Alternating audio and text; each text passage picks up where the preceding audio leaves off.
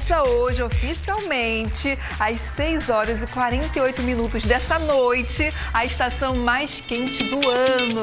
Vamos combinar, gente, que por aqui é verão o ano inteiro, é ou não é? E para quem vive com o sol sempre tão forte por perto, parece que é um sol para cada um, é ou não é? Olha, os cuidados para prevenir o câncer de pele não podem ser deixados de lado, jamais. Por isso, eu convidei a médica dermatologista, a doutora Ismaele Veras. Bora pra lá que nós preparamos um cenário lindo, ó, pra isso.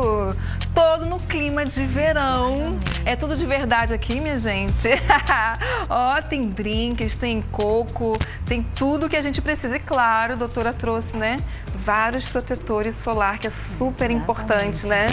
Exatamente. Muito obrigada. Você consegue sentar aí, doutora? Consigo, sim. Falaram que é muito baixo, mas dá pra dá um sentar. jeito. Olha, a praia do Com Você, é o verão do Com Você. Gostei, arrasaram, viu? Quero ver se tem. Tudo aqui é de verdade.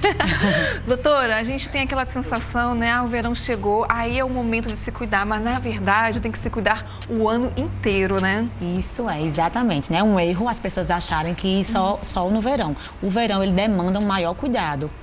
Pela incidência da radiação ultravioleta ser maior, então a gente tem que ter uma fotoproteção maior. Mas a gente tem que lembrar que o fotoprotetor, né, o protetor solar, a gente tem que usar diariamente, mesmo em dias nublados, porque a UVB, que é uma radiação, inclusive, a que mais dá câncer de pele, ela atravessa, inclusive, vidros. Então a gente tem que fazer o uso do protetor solar diariamente. A gente está no mês de dezembro laranja, né, que é um alerta para as pessoas se cuidarem, né, contra o câncer, e a gente percebe várias manchinhas na pele, que é um sinal de alerta, né? Isso. O câncer de pele, é bom lembrar que ele é o câncer mais comum no Brasil. O câncer de pele não melanoma, ele é o tipo de câncer mais comum. Então, ele ganha do câncer de mama, do câncer de próstata e... como é que você vai ficar atento, né? O câncer de pele, ele pode surgir de uma mancha que você não tinha, mas ele também... Para te ajudar, Sim. Umas manchinhas que vão falando exatamente como elas são, né? Pronto, exatamente. Essa manchinha você pode não ter nascido com ela, mas ela pode surgir. Então, quais são os sinais que você vai observar em uma pinta, né? Que é que a gente chama. Então, você vai ver o ar de assimetria. Então, se você dividir essa lesão como se fosse uma pizza, ela não vai dar em partes iguais. Ela vai ser toda assimétrica. A borda, que é o contorno da lesão, ó, você vê que ela tem umas entradas, não é algo contínuo. O C de cor, então quando a lesão ela tem 3 ou mais cores, você já tem que ligar o alerta. O D de diâmetro, quando ela é acima de 6 milímetros, ou seja, quer dizer que é uma lesão que ela está crescendo. E o E é de evolução. Essa evolução, ela pode começar a coçar, pode começar a sangrar, a arder, a ser uma ferida que não cicatriza. Então, isso são sinais que você deve ficar em alerta para ser um possível câncer de pele.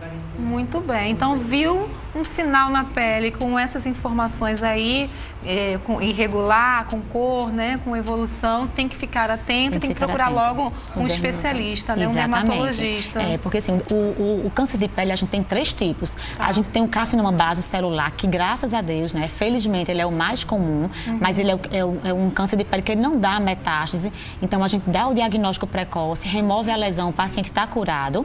Aí a gente tem um carcinoma espinocelular, que ele é o intermediário. Ele não é tão leve quanto o basocelular, mas também não é tão grave quanto o melanoma. E a gente tem o melanoma, que é exatamente a evolução dessas pintas, que é o principal tipo de câncer de pele, porque ele é o mais grave e ele leva a morte, né? Então, lembrar que o principal fator para o câncer de pele é realmente a exposição solar.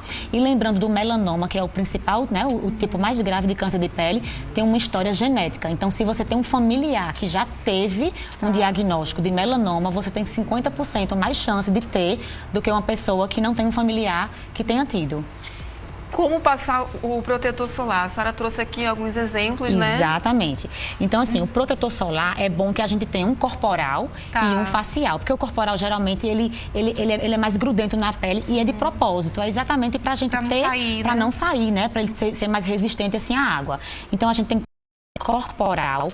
Pode ser qualquer um, porque eu sei que tem uns que são a jato, né? Esse aqui, ele é exatamente em loção, tá? E esse aqui é em spray. O que vai facilitar é a forma de você aplicar, né? Mas os dois? Os dois funcionam. Agora, você tem que ver se ele realmente é orientado por dermatologista, se é de uma marca, né? De um laboratório que ele tem um registro na Anvisa. E o ideal é que seja acima de 50. Né? Ai. Mas acima de 50 e que você aplique 2 camadas. Então, você aplica uma camada logo após sair do banho, né? Sem roupa nenhuma, para não esquecer nenhuma área importante. E em seguida, você aplica uma segunda camada. Eu gosto muito do em loção para você usar, já sai de casa com ele. E gosto muito do spray para reaplicação, porque fica mais fácil. Todos os dias, independente se vai à praia ou não. Todos os dias, né? O que vai mudar? O que vai mudar é que em todos os dias você vai usar nas áreas expostas. Você não precisa usar, tipo, na parte do peito, da barriga, que a roupa está cobrindo. Mas se você está num ambiente exposto, como praia, né? Dependendo da roupa de banho que você tiver, ela vai estar exposta, então você vai ter que aumentar essa área. Mas todo dia a gente deve usar o protetor solar, tanto na face, quanto nas áreas fotoexpostas, que são pescoço, colo, nuca, orelha. É uma área que a gente pega muito câncer de pele, porque as pessoas se esquecem. Né? Inclusive, elas acham que o boné protege, né? Mas o boné, ele não cobre as orelhas, né? Mas o boné ajuda, né? O boné ajuda. O ideal mesmo é que ele seja um chapéu, né, ou uma viseira que ela tem essas abas largas para exatamente a gente fazer essa proteção da orelha, né? E também hoje já existem esses itens com FPU, que é o fator de proteção da roupa, que é o fator de proteção ultravioleta, né? Que aqui eu trouxe alguns exemplos, né? Eu trouxe o exemplo dessa roupinha, nessa blusa, que você pode usar. É de fato diferente de uma blusa comum de academia, por exemplo, protege mais. Exatamente, o tecido dela funciona. Agora também tem que ser de uma marca que ela seja uma marca confiável, né? Porque não adianta ser que a gente entregue o que prometeu, que entrega o que promete, né? Então, assim, a gente tem 2 grandes marcas aqui no Brasil que fazem realmente produtos de qualidade e no próprio tecido é colocado o protetor. Então, e ele vai saindo ao longo das lavagens, né? Então, ele geralmente até 50 lavagens ele ainda está protegendo bem. A partir disso, ele já vai diminuindo a proteção. Indo para o rosto, se eu passar maquiagem, eu preciso ainda assim passar um protetor ou a maquiagem já tem protetor? Porque a gente vê, né, que geralmente tem proteção 15. Isso. É suficiente ou isso não? É uma excelente pergunta, né? O protetor solar, já está dizendo, ele é um protetor e que ele pode ter cor. Eu trouxe até um exemplo. Sim. Então, esse aqui é um exemplo de um protetor solar que ele tem cor, né? Então, a função dele é de proteger. Ele tem toda uma tecnologia voltada para ser protetor, diferentemente da maquiagem. A maquiagem, ela tem a tecnologia voltada para a maquiagem e lá no finalzinho eles colocam um fator de proteção que na maioria das vezes é 20, é um fator de proteção muito baixo. O que você pode fazer, que eu aconselho, existem hoje protetores solares com uma cobertura maravilhosa de base que você pode utilizar no lugar da sua base, mas se o paciente não quiser, ele pode usar um protetor solar sem cor ou até um com cor mais fluido, como esse e colocar a sua base por cima, a sua maquiagem. A gente permite que o paciente use maquiagem, né? Contanto que ele realmente tire aquela maquiagem, né?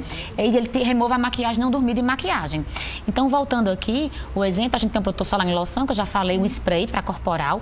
Temos protetores solares faciais, então a gente tem a opção de sem cor, opção com cor. Eu já ouvi dizer que com cor protege mais, né? O com cor, qual o diferencial dele? O protetor solar branco, ele só vai te proteger contra a radiação ultravioleta, tá? A radiação UVA e UVB.